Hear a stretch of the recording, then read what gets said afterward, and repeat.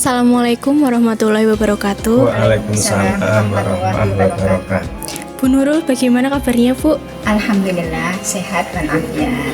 Ayah? Alhamdulillah baik juga. Pak Muklas, bagaimana kabarnya Pak? Insya Allah juga demikian, sehat walafiat. Dan bersyukur lagi kita selama ini bisa melaksanakan puasa Ramadan. Semoga puasa kita bisa diterima oleh Allah Subhanahu wa Ta'ala. Amin, amin. Alhamdulillah, semoga kita semua diberikan kesehatan sehingga lancar dalam menjalankan ibadah puasa Ramadan sampai akhir bulan nanti. Amin, amin ya rabbal alamin. Ya, terkait dengan puasa Ramadan kali ini luar biasa ya Pak. Ya. Karena bersamaan dengan mewabahnya virus corona, sehingga hal ini berdampak pada sektor ekonomi, terutama masyarakat ekonomi ke bawah. Nah, sebenarnya hikmahnya apa sih puasa ini terhadap situasi corona yang saat ini terjadi?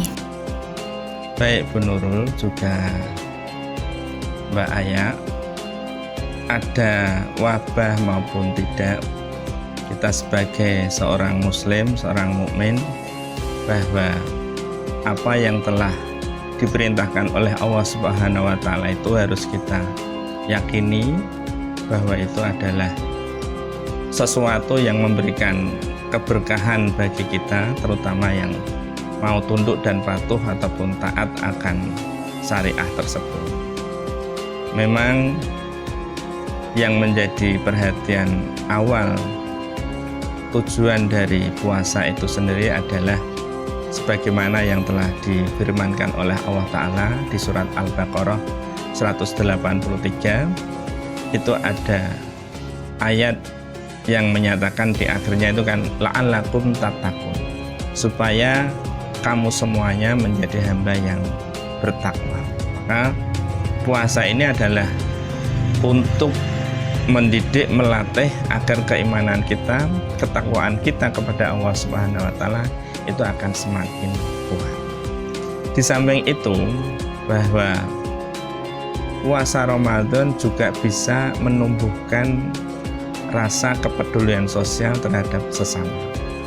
Mengapa kita katakan demikian? Karena kita rasakan, kita alami bahwa selama kurang lebih mungkin 14 jam kita menahan lapar, dahaga, dan mungkin sampai badan lemas dan lain sebagainya, itu pasti ada pada diri orang yang berpuasa. Harapannya tidak hanya menahan lapar dahaga, akan tetapi muncul dalam hati kita akan rasa peduli terhadap sesama. Kita membayangkan, merasakan bagi mereka-mereka yang dalam hal ini ada kekurangan sebagian untuk memenuhi kebutuhan pokok, pastilah itu terasa bahkan setiap hari. Maka jiwa dermawan, kalau bahasa Jawanya itu lomo, itu harus kita tumbuh kembangkan pada diri kita, baik sebagai individu maupun nanti komunitas-komunitas yang lain. Oh iya Pak, tadi kan Pak Muklas menjelaskan bahwa hikmah dari puasa itu sendiri meningkatkan kepekaan kita terhadap sesama. Nah, apa sih Pak fadilah dari puasa Ramadan kali ini dengan kita dermawan kepada sesama? Oh ya, kita harus meyakini bahwa pertama, harta itu adalah amanah Allah. Harus kita jaga, harus kita tasarufkan sebagaimana mestinya. Makanya ada ajaran zakat, berinfak, dan lain sebagainya. Di samping itu, Nabi Muhammad SAW memberikan penjelasan yang artinya kurang lebih demikian. Siapa yang dermawan, siapa yang lomo, maka dia akan dekat kepada Allah dan dekat kepada manusia. Dan sebaliknya, orang yang bakhil, kalau bahasa Jawanya itu medit, maka dia akan jauh dari Allah dan jauh dari manusia.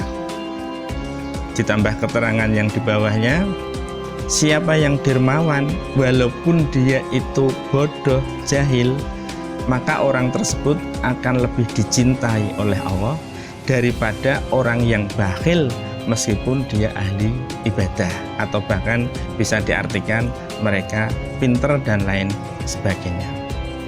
Maka ada keterangan juga yang lain lebih menguatkan akan hadis tersebut. Jadi setiap hari itu Allah mengutus 2 malaikat yang mendoakan mereka-mereka yang mau berinfak, yang satu juga mendoakan mereka yang tidak mau berinfak. Malaikat yang satu mendoakan, ya Allah, semoga Engkau menggantikan harta bagi si hamba ini yang sebagian hartanya telah diinfakkan, mestinya lebih berlipat ganda. Yang malaikat satu tugasnya mendoakan, ya Allah, semoga Engkau hancurkan, binasakan harta mereka karena dia tidak mau mentasarufkan ataupun berinfak sebagian dari harta mereka.